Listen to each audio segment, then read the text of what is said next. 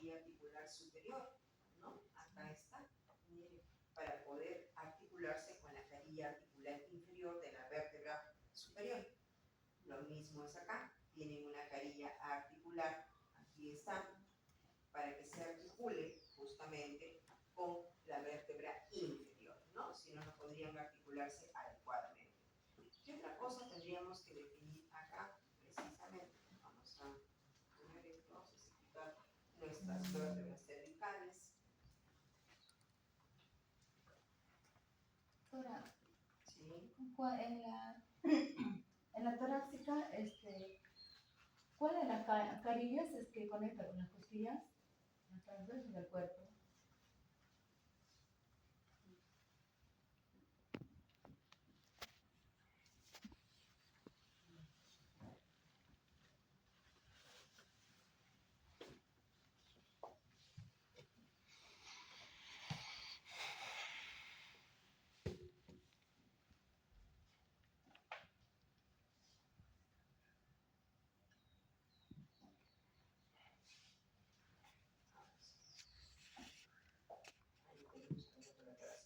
Ya, ¿cuál es su pregunta? La carilla que conecta con la costilla, ¿Cuál es su pregunta? la carilla del cuerpo. Acá no está la carilla del cuerpo, vamos a ver. A ver,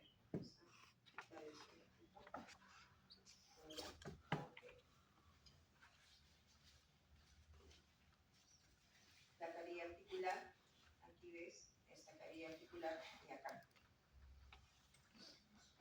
Este es el cuerpo, ¿no es cierto? ¿Reconoces el cuerpo, no? Ya, ahí está, este es el cuerpo. Y acá está formando su medio junto con la escotadura inferior y superior, lo que se denomina agujero de conjunción, ¿no? Entre dos vértebras cuando se unen, se denomina justamente este espacio o este hueco agujero de conjunción. Por ahí van a emerger los nervios espinales, ¿no? Nervios espinales o nervios raquídeos, ¿ok? Entonces ahí tenemos justamente, aquí tienen ustedes una vértebra torácica o dorsal y van a observar ustedes, ¿no?, que el orificio justamente ya tenemos característica. Vamos a quitar esto, porque si no, no nos va a dejar ver. Aquí está. El orificio por donde va a pasar la médula espinal, miren cómo ya va disminuyendo, ¿no? Es más triangular inclusive, ¿no? El orificio. Ahí está, ¿ven? Ahí está el orificio, ¿no? El orificio por dentro. Miren ustedes, acá tienen la apófisis espinosa y acá tienen ustedes la apófisis transversa, ¿no? Acá está la apófisis transversa, ¿no? Esta característica no la tiene la cervical es bicórnea, ¿no es cierto? Aquí no se ve bicórnea, no tienen dos cachitos en todo caso, ¿no? Entonces va a ser importante tener en cuenta esto acá. ¿Qué más vamos a ver? Van a ver ustedes el cuerpo vertebral. Miren, un cuerpo vertebral mucho más grande. A medida que avanzamos nosotros en tamaño con nuestra columna, ya tenemos cuerpos vertebrales mucho más grandes, porque se va reduciendo el agujero justamente el agujero vertebral por donde pasa la médula espinal. Y hay carillas articulares, por supuesto, carilla articular superior, sigue habiendo carilla articular superior y carilla articular inferior. Miren ustedes, acá tienen una carilla articular, acá tienen la otra carilla articular, ¿no? ¿Y esto para qué es? Para la vértebra superior, ¿no? Y abajo, por supuesto, también tienen carilla articular inferior en todo caso. Y este espacio es mucho más evidente. ¿Cómo se llama ese espacio? Lámina, ¿no es cierto? Y este espacio aquí también es mucho más evidente, ¿no? Entonces, tanto la lámina como el pedículo se observan mucho mejor en las vértebras de tipo torácicas o dorsales. Una consulta, ¿por qué en algunos libros le consideran incluso hasta una cervical 8? Cervical 8, no dirás nervio Pero, o sea, si es nervio, ¿no se supone que sale de una cervical 8? No necesariamente, te estábamos hablando que entre vértebra y vértebra hay un espacio, que es el agujero de conjunción. Ah, Claro. ok. Pero cervical no, estamos hablando de nervios raquídeos y 8. Ah, Porque el ya. plexo braquial es justamente C5, C6, C7, C8 y T1. Ah, Así es. ok. Ajá. Profesora, confundía. pero entonces en ese caso, bueno, he visto unas imágenes en donde sale que el tronco primario, digamos, no superior, medio, y que el medio sale de C8 aproximadamente, pero no A entiendo. ver, a ver, a ver, a ver. No confuyo. Ya. ¿Cuáles son las raíces del plexo braquial? 5, 6, 7. ¿Cómo sale el tronco superior? De los C5 hasta los Ahí tiene que empezar. Ya. Tronco medio. C7. Y la C8 con T1. Exactamente. Desde ahí. Pero Intermedios. C8 De es parte de medio. Quiero sacar esta segunda vértebra. Casi todas las vértebras torácicas van a tener esa característica. Vamos a quitar la otra vértebra para que se pueda ver mejor las carillas articulares.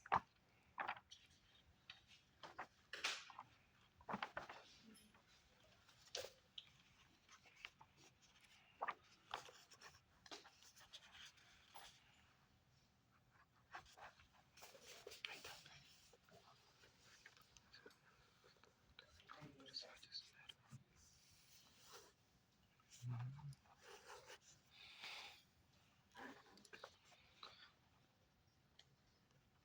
Miren, acá tienen ustedes la vértebra, la cuarta vértebra torácica y acá tienen ustedes la quinta. Si se dan cuenta, ahí justamente ha formado ese espacio que se mencionar, ¿no? Ahí está, acá hay uno y acá hay otro. ¿Se dan cuenta? Entonces, ese es el agujero de conjunción.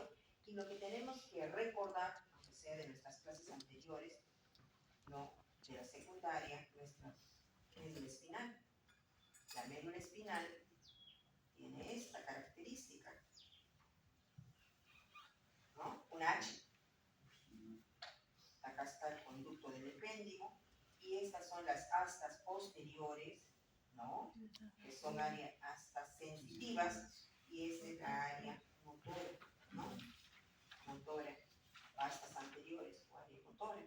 Esta área sensitiva me va a dar justamente un ramito y esta me va a dar otro ramito, ¿no?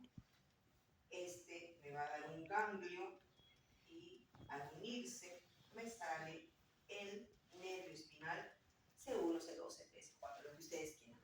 Por eso cada nervio espinal va a tener una raíz motora y una raíz sensitiva.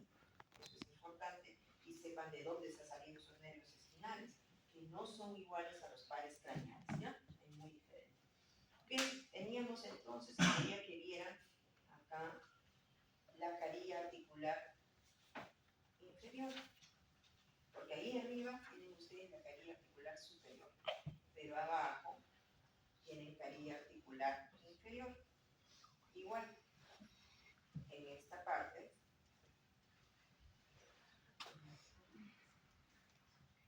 acá tienen ustedes el cuerpo vertebral y acá van a tener ustedes la carilla articular inferior, ¿no? Esa carilla articular inferior justamente va a servir, no se ve tan derechita que digamos, pero ahí lo tienen ustedes, y es importante para cada vértebra, entre vértebra y vértebra, para poder tener la seguridad entonces de articulaciones. Articulaciones intervertebrales, que es muy importante, por eso tener en cuenta que si hay una fractura, ¿no?, de vértebra, por donde emergen precisamente los nervios espinales, entonces esa fractura va a poder producir una lesión medular, ¿no es cierto? Entonces, esa lesión medular, por eso es que el paciente, por ejemplo, no va a sentir su sensibilidad, se disminuye dependiendo del tipo de lesión que tenga, como también no va a poder movilizar, es decir, pierde la fuerza motora, ¿no? Y la sensibilidad. Entonces va a depender mucho, por eso, por dónde emergen nuestros nervios raquídeos y a qué altura y a qué nivel se produce el traumatismo vértebro-medular. Sobre todo las caídas a gran altura son las que producen traumatismos vértebro-medulares, ¿no? Nos puede producir a nivel cervical una cuadriparesia o una cuadriplejía o una prácticamente paraparesia o paraplejía, ¿no? Si es a nivel lumbar. Entonces, mucho cuidado los accidentes de moto como también los accidentes a gran altura. A A veces los juegos extremos son los que tienen apofisis. Esas patologías.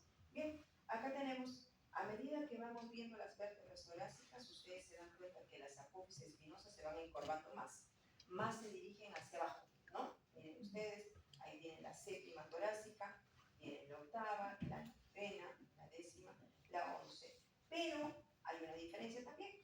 A medida que vamos llegando a las tres últimas, que sería en todo caso la 10, la 11 y la 12, miren ustedes cómo son sus apófisis espinosas. ¿Se dan cuenta? A comparación de esta, por ejemplo, que es la séptima. Un poquito más gruesas, un poquito más anchitas, ¿no? Ya se va ensanchando y se va pareciendo a la vértebra lumbar. Exactamente. La vértebra lumbar tiene esa característica. ¿Cómo voy a diferenciar de repente una décima torácica con una lumbar? Con una sencilla razón, las carillas articulares para las costillas. Recuerden que tiene carillas articulares para las costillas, cosa que no tiene la vértebra lumbar. Miren, ahí tienen una vértebra lumbar y acá tienen una vértebra torácica. ¿Se diferencia o no se diferencia? Ahí está. Comparen esta vértebra, miren este espacio donde está dejando la carilla. Ya, miren, ahí, este pequeño espacio. Acá, carilla articular del cuerpo vertebral. Pero miren esta lumbar, ¿dónde hay esto? Acá no hay. Ya no hay nada. No hay nada, ¿se dan cuenta? No hay. Entonces tienen que diferenciar. Lo mismo va a ser cuando han tocado cada vértebra, tienen que ver diferenciado las carillas articulares, ¿no es cierto? ¿Y qué otra cosa más vamos a tener acá? Los cuerpos vertebrales son mucho más grandes. Las apófisis espinosas son cuadrangulares, más gruesas, por favor, son mucho más gruesas. Miren ustedes, se nota la diferencia.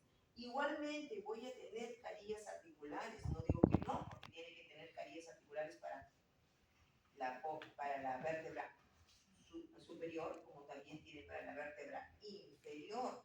Entonces voy a tener también las carillas articulares.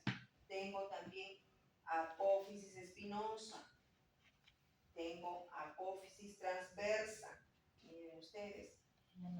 Ajá. Y por un lado, las carillas articulares superiores, van a ver ustedes, miren ustedes estas carillas articulares. Esta es mi vértebra lumbar y esta es una torácica. Pero vamos a diferenciar acá. Miren esta vértebra y esta otra vértebra. ¿Qué encontramos ahí? Si se dan cuenta, las carillas articulares superiores se miran entre sí. Ahí está. Miren, ahí está la carilla articular y la carilla articular. Mientras que las inferiores miran hacia afuera. ¿No? ¿Sí o no? Sí. Y eso lo tienen que haber visto en el anfiteatro. Yo estoy enseñando la realidad virtual. Ustedes en el anfiteatro, ¡pum! Mosca, tienen que haber visto todo eso. Y debe haber enseñado a sus profesores, que no creo que nadie siga. Así es que, entonces, esa es la diferencia también. Que van a encontrar, ¿no? Miren cómo unas se miran y las otras no se miran. Mírame al video, no me toques. Ahí está. Entonces, ahí tienen ustedes esa gran diferencia. Y por supuesto, también van a encontrar, pues, la lámina y el pedículo, ¿no? Mucho más evidente, ¿no? Lámina y pedículo. Acá tienen ustedes lámina y pedículo. También. Y aquí en esta zona el pedículo, ¿no? Que se presenta muy bien en estas vértebras lumbares. Un cuerpo vertebral bastante grande y prominente a comparación de las otras vértebras. ¿Qué más tenemos acá? Vamos a encontrar una característica especial de la quinta lumbar. Vamos a la quinta lumbar. Ahí está la quinta lumbar. ¿No? Esta es la quinta vértebra lumbar. Miren, la quinta vértebra lumbar tiene una característica porque va a tener ligamentos de sostén. Ligamentos que van hacia el hueso coxal, ¿ok? Hacia la parte del hueso coxal, ¿no? En donde vamos a tener en cuenta lo siguiente. Esos ligamentos, porque no lo tienen las otras, pero sí van a pertenecer del cuerpo vertebral de la quinta lumbar y por ende, ¿no? Aparte de esos ligamentos de sostén que unen, ¿no? Al sacro, ahí está, tiene una característica especial, como que se abre al articularse con el sacro, ¿no? Porque la quinta lumbar tiene que tener canillos articulares en la parte inferior para articularse con el hueso sacro. Y en base a eso nosotros vamos a tener en cuenta, ¿no? Forma como una especie de ángulo, ¿no? Con el hueso coxal. Y esa particularidad que tiene se denomina promontorio, ¿ya? Promontorio. Muy importante cuando van a hacer pelvimetría ósea para averiguar si esa gestante es adecuada, su pelvis para su parto. Esto es parte del canal del parto. Y por último vamos a tener acá el hueso sacro, ¿no? Con sus famosos alerones, ahí están, ¿no? Vamos a quitar acá la articulación sacroiliaca, muy interesante, ¿no? Porque va a haber ligamentos sacroiliacos anteriores, ligamentos lumbosacros izquierdos, por eso es importante tener en cuenta, estos son los ligamentos pélvicos. Y miren acá la articulación sacroiliaca, ¿no? Precisamente en sus alerones, ¿no? Aquí está esta articulación sacroiliaca, une a ambos huesos y forma lo que se denomina la pelvis, ¿no es cierto? El sacro es un hueso, ¿no? Que ustedes ya saben que es fusión de 5 vértebras, ¿no? Y que puede observarse precisamente una concavidad anterior. Miren este angulito que forma, ¿no? La concavidad anterior, ¿no? Se va hacia acá con el coxis precisamente. Y acá van a tener la oportunidad de ver justamente la fusión de cada vértebra por los cuerpos vertebrales, ¿no? Acá se nota un cuerpo vertebral, acá también se nota el otro cuerpo, y forma los agujeros sacros anteriores, ¿no?